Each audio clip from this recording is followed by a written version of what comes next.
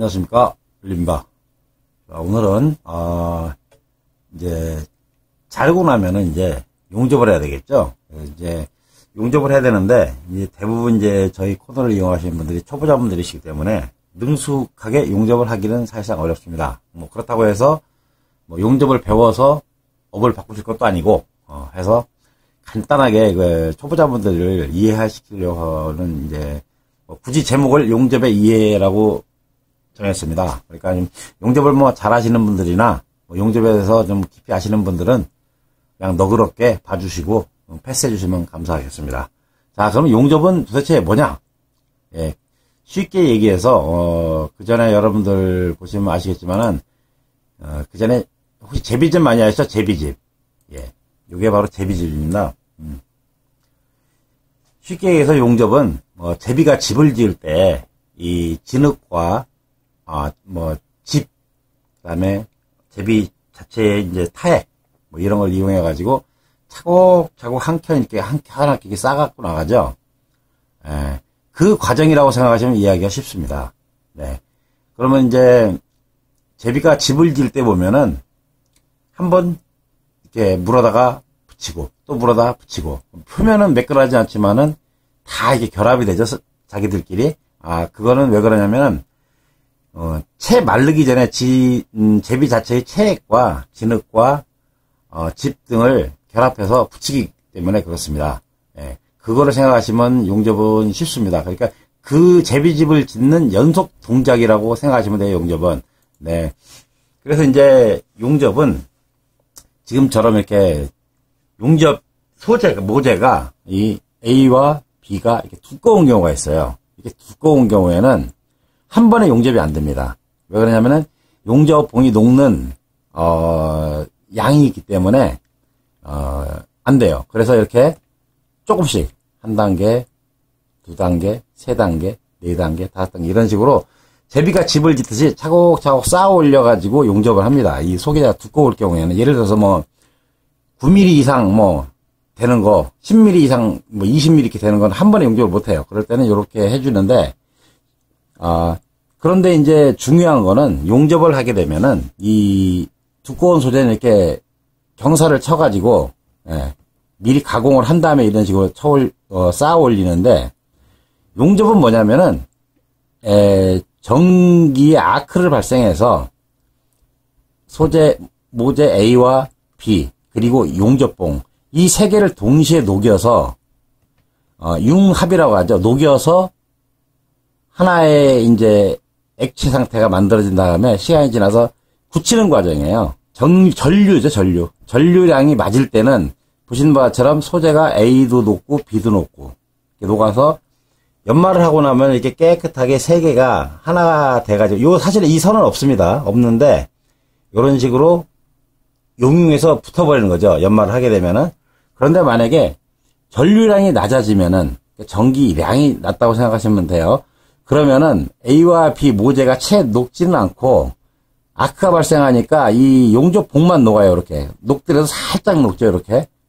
그러니까 이거를 연말을 하고 난 다음에는 실제로 용접봉 자체는 이렇게 채워져 있는데 실제로 지금같이 이렇게 균열된 모습이 돼요. 그러니까 실제로 이거는 용접이 아니에요. 용접이 안 된 거죠. 네. 그런데 지금 이제 난로를 만드시는 분들은 대부분 뭐 소재 두께 자체가 두꺼우면은 한 6mm, 5mm 내외를 철판을 쓰기 때문에 요런 거하고는 상관이 없습니다. 그거는 이제 그래서 요거는 혹시 기회가 되면 다시 설명을 드리고 두꺼운 거는 저희는 뭐 그렇게 할 일이 없기 때문에 요건 넘기도록 하고요. 그렇다면 이제 이렇게 두껍지 않고 이제 저희가 보통 쓰는 거는 3mm에서 5mm 사이를 쓰지 않습니까? 네. 그럴 때는 이제 얇은 거를 위주로 설명을 드리겠습니다. 그러면 그 전에 요거는 보시면 아시겠지만 촛불이에요, 촛불. 집에서 전기는 용접에서 제일 중요한 거는 전류량을 맞추는 겁니다. 네. 전류량을 왜 맞추는 게 중요하냐면 여러분 이게 초를 보시면은 이 촛농이 넘어서 흘러내리죠. 이렇게 많이 경험을 했을 거예요. 이게 내리면은 요즘은 초를 안 쓰지만 초 바닥에 떨어져 있는 거는 상당히 단단하게 웃습니다. 왜 그러냐면은 액체 상태에서 흘러서 한층 한층 제비가 집을 듯이 이게 굳어요. 네. 그렇기 때문에 그거는 깨보면 단단해요. 단단한데, 이 초몸통에 이렇게 흘러내리는 거 있죠. 흘러내리는 요 부분. 요 부분은 손으로 띄면 딱딱 떨어집니다. 왜 떨어지냐면은, 쉽게 얘기해서 이 초몸체가, 소재예요, 소재. 모재라고 하죠. 모재인데, 얘는 열을 안 받아서 녹질 않고 차가운데 얘만 흘러가지고 굳어버린 거예요. 그러니까 실제로는 붙어 있는 것 같은데, 띄어보면은 다 떨어지는 거예요. 예. 그래서 전류량이 약하면은 이런 현상이 발생합니다. 그래서 차라리, 우리가 흔히 이제 뭐 껌 붙여놨다고 그러는데, 전류량이 높아서 이게 녹아 들어가면은 오히려 보기 싫어도 용접이 된 상태가 되는데, 이렇게 전류가 낮으면은 겉으로는 이렇게 용접이 된 것처럼 보이는데 속은 실상 용접이 안 돼 있습니다. 네. 그래서 이제 그 정도를 한번 이해를 해주세요. 뭐 이론적으로 너무 깊이 들어가 버리면은 이제 좀 복잡하죠. 네. 그런 거는 이제 좀 더 깊이 하실 분들은 전문적으로 이제 강의하신 분 선생님들의 영상을 봐주시고요. 이제 저희가 다룰 거는 주로 이제 3mm에서 약 두꺼우면은 6mm, 7mm 정도, 그 정도만 다루기 때문에, 그거는 특별히 가공을 하지 않고, 이렇게 모재를 살짝 띄워서 전류량을 맞춰서 용접을 하면은, 요런 식의 모양이 나옵니다. 단면을 잘랐을 때. 요 보세요. 직각면이, 이거는 실습적으로는 이렇게 녹질 않는데, 이제 편의상게 그렸습니다. 요렇게 여기까지가 이렇게 녹여들면서, 위에서부터 이제 아무래도 열을 많이 받으니까 많이 녹고 덜 녹고 하겠죠. 그래서, 요런 식으로 녹아서 들어갑니다. 예. 요렇게 되는데, 소재가 얇은 경우에 전류가 제대로 맞으면은, 요런 식으로 요 부분이 녹아서 이제 연마를 하게 되면은, 깨끗하게 하면, 실제로 이 금이 있지만, 여기 하나가 됩니다, 하나가. 예. 그런데, 소재가 얇은 경우에 이제, 요 경우는 어떤 경우냐, 전류량이 어설픈 거예요. 이게 어설프면은, 표면만 요렇게 녹습니다, 요렇게. 표면만 녹다 보니까 이걸 연마하고 나면 그림이 보이실지 모르겠는데 연마를 하고 나면 표면하고 여기만 붙어 있어요.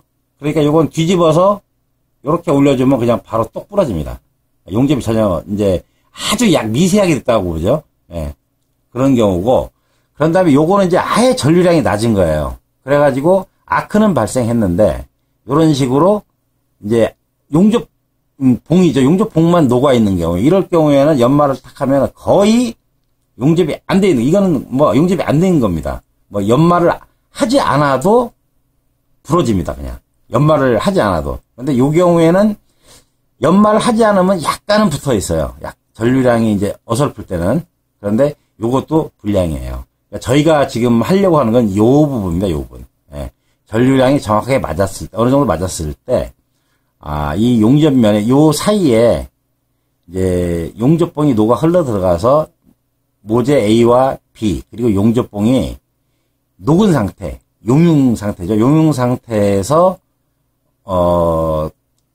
이제, 녹아서 하나의, 합체가 되는 거예요. 이렇게 하나가 한 몸이 된 다음에, 앞으로 진행을 하면은, 그 뒤에 부분이 이제, 냉각이 되겠죠. 냉각이 돼서, 연마 후에도 이렇게, 깔끔하게 이 녹은 그 부위가 안 보이게 하는 이 작업, 이게 바로 용접이거든요. 요 정도를 이해를 하시고 용접기를 다루시면 좀 더 쉬우실 것 같아요. 제가 이 다음번에는 실제로 용접기를 가지고 실제로 용접이 잘 됐는지 안 됐는지 아니면은 비드를 어떻게 내는 건지를 간단하게 설명을 드릴게요. 이것도 마찬가지로 기술적인 거다 보니까 상당히 많은 시간을 필요로 합니다. 그래가지고 많이 연습을 하셔가지고 제가 요 용접까지만 다 끝낸 다음에는 초보자분이 조금 그래도 쉽게 접근할 수 있는 입문편부터 해가지고 2층 난로 그리고 로켓 스토브 난로 요것도 뭐 제 나름대로 많이 연구를 해서 아마 여러분들이 조금 상상하지 못했던 그런 부분을 발휘해서 제가 그것까지 진행을 하려고 합니다. 계속 많이 구독해 주시고요. 많이 사랑해 주세요. 윌리였습니다. 감사합니다.